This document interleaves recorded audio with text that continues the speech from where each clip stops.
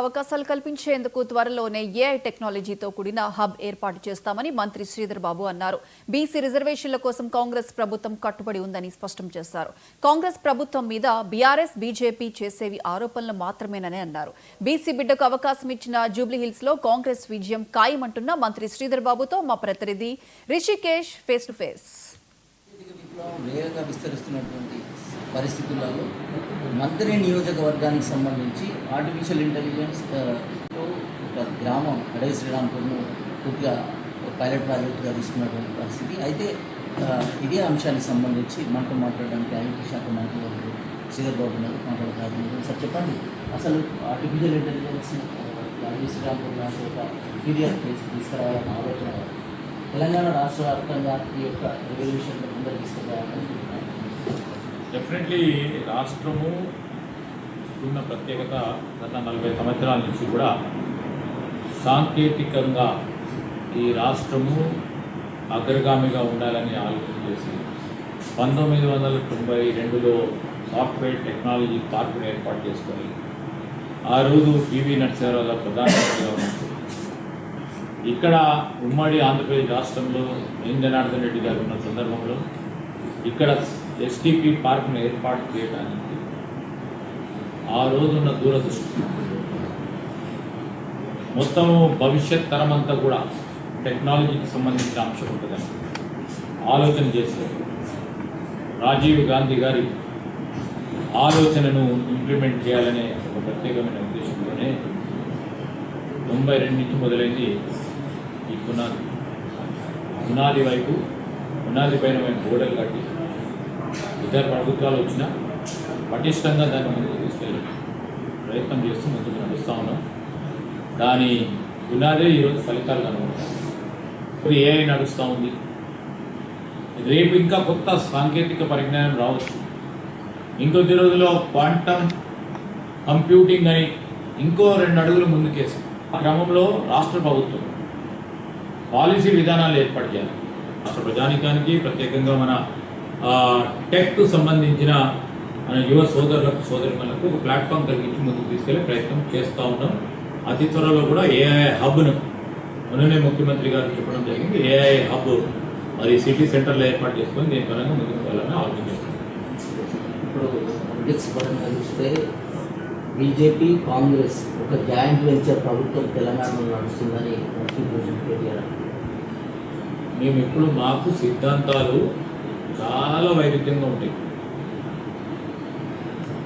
అది BJP party, మాది Congress party. Political ideology పరంగా మేము పూర్తి స్థాయిలో వాటిని విభేదిస్తాం. రెండవది రాష్ట్ర అభివృద్ధికి, రాష్ట్ర సంక్షేమానికి సంబంధించి భారతదేశంలో తెలంగాణ రాష్ట్రం ఒక రాష్ట్రం. యూనియన్ ఆఫ్ స్టేట్స్లో ప్రధానమైన పాత్ర పోషిస్తూ ఉంది. ఈరోజు పోషిస్తూ ఉన్నప్పుడు కేంద్ర ప్రభుత్వం తీసుకొచ్చిన విధి విధానాల ద్వారా మన ప్రాంతానికి అభివృద్ధి వస్తుందంటే రాజీ లేకుండా దానిపైన పోరాటం చేస్తాం. హక్కు ద్వారా దాన్ని సాధన చేసే ప్రయత్నం చేస్తాం. ఆ ప్రయత్న భాగంలో కొన్ని సఫలీకృతులు అవుతాం, కొన్ని రాజకీయ కారణంలో వారు మాకు ప్రోత్సాహం చేయకపోవచ్చు. కానీ భారతదేశానికి సంబంధించిన జాతీయ స్థాయిలో ఉన్న ప్రభుత్వం తీసుకొచ్చిన విధి విధానాల ద్వారా తెలంగాణ రాష్ట్రం అభివృద్ధి చేయాలి, మా ఆలోచనకు అనుగుణంగా ఈ రాష్ట్రాన్ని అభివృద్ధి చేయాలి, ప్రజలకు ఆకాంక్ష మేరకు ప్రాంతాన్ని, ఈ రాష్ట్రాన్ని అభివృద్ధి చేయాలనే కాంక్షతో ముందుకు పోతాం తప్ప వారితో ఎప్పుడు కూడా వాళ్ళలాగా ఎప్పుడు రాజీ పడలేదు. సార్, జాతీయ కాంగ్రెస్ అంశంగా తీసుకున్న బీసీ రిజర్వేషన్ దాంట్లో జీవో నెంబర్ 9ని హైకోర్టు నేపథ్యంలో జనరల్గా ఎలక్షన్కి వెళ్ళొచ్చు అని పెడుతుంది. మరి ఇట్లాంటి సందర్భాలలో పార్టీ అంటే ప్రభుత్వం ఎలాంటి నిర్ణయం తీసుకుంది? ఈరోజు మేము కట్టుబడి ఉన్నాం.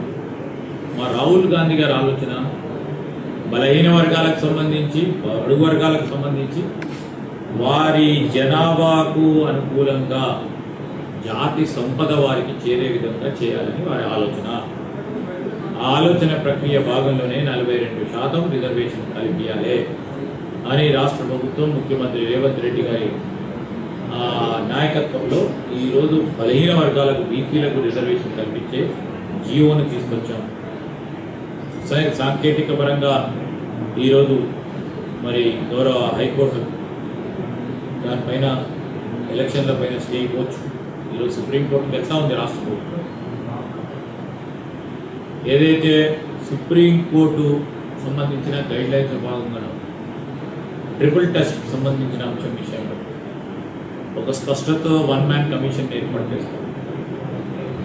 మొత్తం యావత్ తెలంగాణ ప్రజానికానికి సంబంధించి ప్రతి ఇంటికి వెళ్ళి వారి జనగణన కులగణన చేసి పూర్తి స్థాయిలో సమాచారాన్ని సేకరించి వేలాది మంది ప్రభుత్వ ఉద్యోగస్తులందరూ కూడా ఒక శాస్త్రీయబద్ధంగా సమాచారాన్ని సేకరించి ఇవన్నీ చేశాము, దాని పరంగా ముందుకు వెళ్తున్నామని మా వాదనలు మేము హైకోర్టులో వినిపించాం. అంతకంటే దీటుగా ఇంకా సుప్రీంకోర్టులో వినిపించి మాకు నమ్మకం ఉంది.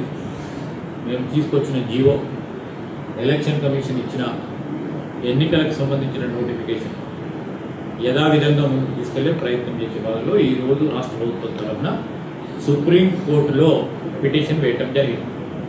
సార్, కాంగ్రెస్ పార్టీ ఒకవైపు, ప్రభుత్వం, ఈ రెండు బ్యాలెన్స్లో ప్రభుత్వం అంతా ఒకవైపు నడుస్తుంటారు సార్. బీసీసీల నియామకాలు కావచ్చు, కొన్ని పార్టీకి సంబంధించిన పదవులు కావచ్చు, ఈ అంశాలు ఏవి లేకుండా స్థానిక సంస్థల ఎలక్షన్కి వెళ్ళేటువంటి పరిస్థితులు కాంగ్రెస్ పార్టీకి ఈరోజు అసలు మొట్టమొదటి ప్రభుత్వం అండి. ఫస్ట్ రాగానే ఈరోజు మా ఫ్రంటల్ ఆర్గనైజేషన్, మా జిల్లా కాంగ్రెస్ అధ్యక్షులు, పార్టీలో ఉన్న ప్రధానమైన మా వ్యక్తులకు అందరికీ కూడా కార్పొరేషన్ ఇవ్వటం జరిగింది.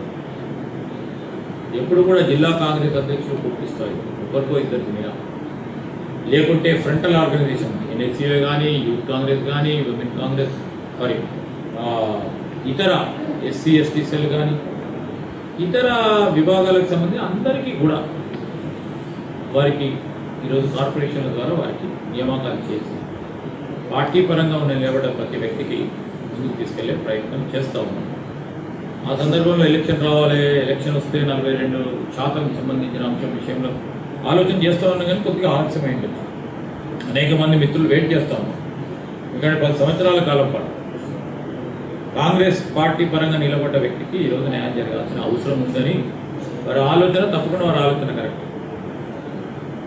ఎలక్షన్ ఒక రోజు ముందో 2వ రోజు ముందో వచ్చి ఉన్న వాళ్ళకు కావద్దు అని వారి ఆలోచన. పార్టీకి పనిచేసిన వారికి తర్వాత ఎలక్షన్ ముందు వచ్చిన వారు కూడా పార్టీ ప్రభుత్వానికి రావాలని ఆలోచన చేస్తూ ఉన్నారు. వారికి కూడా సమతుల్యంగా ఈరోజు కాంగ్రెస్ పార్టీ హైకమాండ్ మా మీనాక్షి నటరాజన్ గారు కానీ, పిసిసి అధ్యక్షుడు మహేష్ కుమార్ గౌడ్ గారు కానీ, ముఖ్యమంత్రి గారు కానీ ఒక ప్రయత్నాలు జరుగుతూ ఉన్నాయి.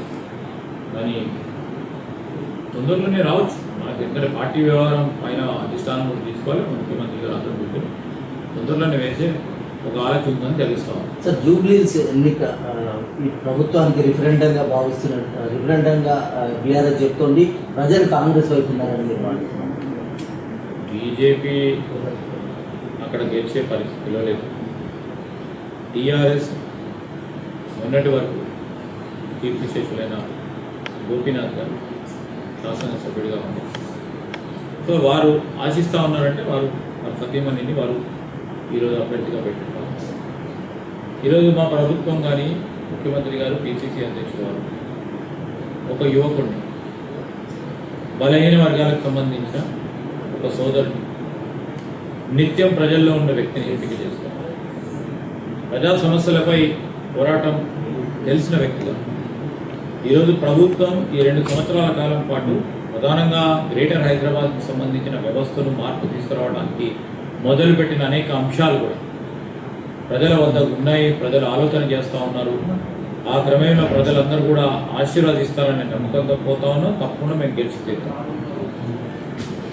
టెక్నాలజీ పరంగా తెలంగాణలో విప్లవం కొనసాగుతుందని ఈకో హబ్ ఏర్పాటు చేసి కాంగ్రెస్ ప్రభుత్వం పూర్తి స్థాయిలో అంటే యువతకు ఉపాధిని, ఆ రంగాన్ని పెంపు చేస్తుందనేటువంటి విషయాన్ని మంచి శ్రీధర్ చెప్తున్నారు. అదేవిధంగా బీసీ రిజర్వేషన్లు జాతీయ అంశంగా తాము కట్టుబడి ఉన్నామని, అదేవిధంగా జూబ్లీహిల్స్ ఎన్నికల్లో ప్రజలు తమ వైపే ఉన్నారని ఆయన చెప్తున్నారు. కెమెరా పర్సన్ సతీష్తో ఋషికేష్, 99 టీవీ, మంథిల్ నుంచి.